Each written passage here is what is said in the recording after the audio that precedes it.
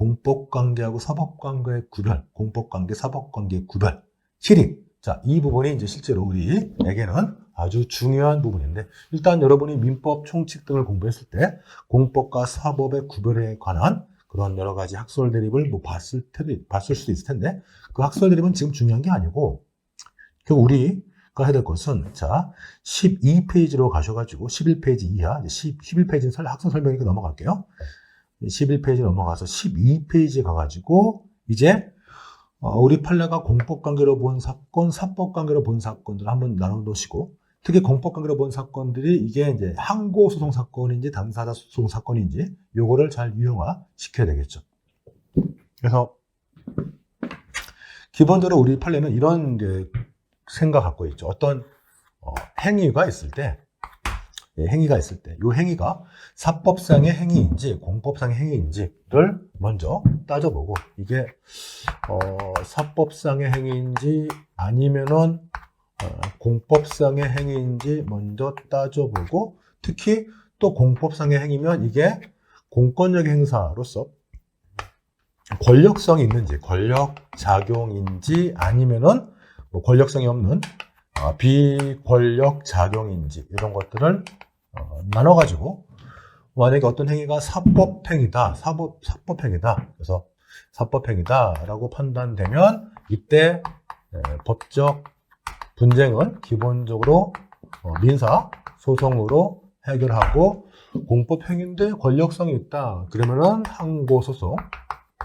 공법행위인데 권력성이 없어서 사법행위하고 마찬가지로 권력성이 없다 그러면은 당사자 소송. 그래서 이렇게 행위의 성격에 맞춰가지고 이제 소송의 유형을 정하려고 한단 말이죠.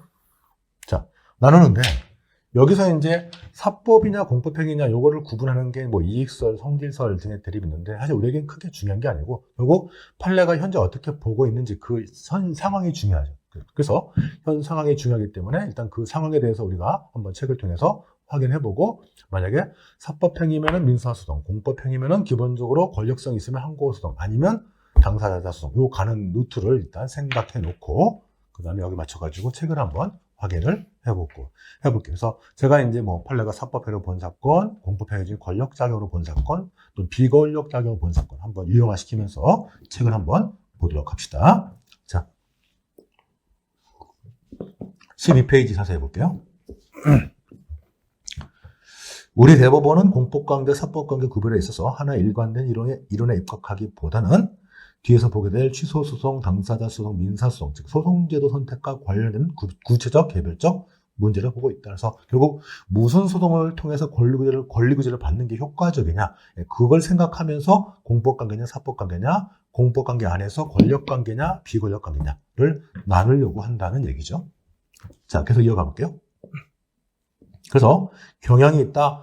판례 이론에 있어서 공사법의 구별은 흔히 취소소송의 대상성을 결정하는 처분성 문제하고 깊이 결부된다. 그래서 어떤 행위가 공법행위고 권력성이 있으면 이른바 나중에 우리 행정소송법에서 배울 행정처분이니까 항고소송으로 가야 되고, 공법행위지만 권력성이 없는, 즉 행정처분이 아니라면 민사소송 갈 것이 아니고 당사자 소송으로 가야 된다. 애초부터 사법행위면 민사소송 가고, 그래서 결국 처분성 결부 문제, 즉 처분성 결정 문제가 이 공사법 구별하고 연결되어 있다. 그런 얘기죠. 아주 좋은 표현들이에요. 그래서 공사법 구별로는 처분성 인정 여부와 긴밀히 관련되어 있다. 우리 대법원이 당사자 소송을 최근 확대하고 있는 경향에서 공사법의 경계선이 조금 무너질 수 있다고 보여진다라고 생각하시지만, 그래도 어쨌든 간에 일단 기본적인 이런 법리는 일단 지배가 되는 거고, 결국 어떤 행정작용, 어떤 행위가 어느 위치에 들어가는 건지를 우리가 이제 한번 판례를 통해서 학습을 해보도록 합시다. 자, 그래서 이제 하나씩 나올 텐데, 지금 나오는 것들은 뒤에서 또 여러 번 반복될 것이기 때문에 간단하게 한번 읽어보고, 또 해당 파트 나왔을 때 또 한번 살펴보는 그런 형태로 한번 가볼게요. 자, 이어서 자, 다음 문단. 주로 문제되는 공사법 구별에 관한 판례 이론을 자세히 살펴본다 해가지고, 자, 이하. 국가 또는 지방자치단체가 당사자가 되는 보통의 공공계약. 그래서 이걸 우리가 보통 이제 공공계약으로서 국가가 상대방이 되면 국가계약, 또는 지방자치단체가 상대방이 되면 지방계약이라고 부르는데, 이른바 이 공공계약. 자, 이 공공계약은 옆에다가 하나만 써주세요. 책에다가. 국가가 당사자가 되거나 지방자치단체가 당사자가 되는 계약 모든 유형이 다 이게 아니고 두 가지, 주로 두 가지. 물품 구매 계약. 그래서 국가나 지방자치단체가 필요한 물건, 물품을 구매하는 물품 구매 계약. 그 다음에 기타 국가가 뭐 다리를 만들다거나 또는 뭐 운동장을 만들 때 이건 도급 계약. 그래서 국가의 물품 구매 계약 또는 지방자치단체 물품 구매 계약, 기타 도급 계약. 이 두 가지를 중심으로 발전된 내용이고 두 가지 중심으로만 생각하세요. 뭐 기타 것들은 여기 국가 계약하고는 별 관계가 없는 것들이에요. 자, 같이 봅시다. 국가나 지방자치단체가 당사자로 되는 보통의 공공계약. 자, 대부분은 국가나 지방자치단체가 당사자가 되는 공공계약은 이거는 사법상의 계약이다. 그래서 이런 국가의 물품 구매 계약 또는 도급 계약에 대해서 사법상의 계약이다. 자, 사법상의 계약이다. 사법상 계약이니까 사적 자치 적용되겠죠. 계약 자유 원칙 적용되겠죠. 그래서 내려오시면 그 두 줄 밑에 계약 자유 원칙, 사적 자치 원칙이 적용된다. 여기는 행정의 법률 적합성 원칙, 즉 행정기본법 8조에서 말하는 행정기본법 8조의 행정의 법률 적합성 원칙, 즉 법치주의 원칙이 적용되는 게 아니고 여기는 사적 자치, 계약 자유 원칙이 적용된다. 계속 이어서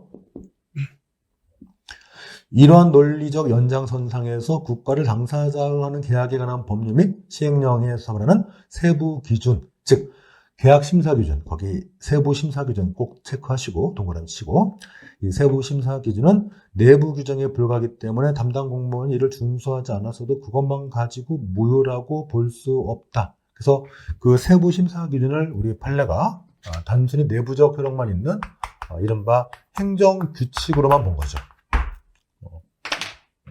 그래서 이 국가가 또는 지방자치단체가 당사자가 되는 계약에 관한 법률에 따른 이른바 세부심사기준, 얘는 당사자의 계약 일방 당사자 내부 기준에 불과하다. 내부 규정에 불과하다. 즉 행정규칙에 불과하다.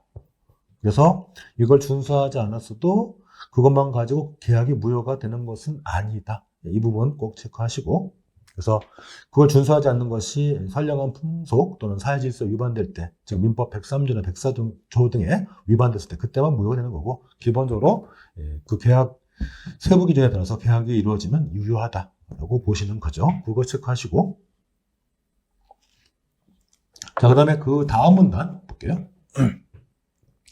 다음 문단 또한 대법원은 예산회계법은 옛날 국법이고 이게 이제 지금 바뀌어가지고 이제 국가가 당사자가 되는 계약 또는 지방자치단체일 때는 지방자치단체가 당사자가 되는 계약으로 바뀐 거예요. 자, 예산회계법에 따른 체결되는 계약도 사법상의 계약으로 봐야 할 것이다라고 하면서 자, 계속 이어서 그 계약 체결을 위한 입찰과 관련된 입찰 보증금. 그래서 이렇게 도급 계약 또는 물품 구매 계약을 체결할 때 그 계약 상대방이 보통 계약 보증금, 입찰 보증금 내는데 입찰 보증금을 낸 이후에 계약의 내용을 이행하지 않았을 때 입찰 보증금을 국가가 강제로 가져가거든요. 이 입찰 보증금 국고 귀속 조치는 이거는 행정처분이 아닌 사법상의 행위다. 그래서 입찰 보증금 국고 귀속 조치는 이건 사법상의 손해배상의 예정을 이행한 것에 불과하기 때문에 이거는 사법상의 행위이다.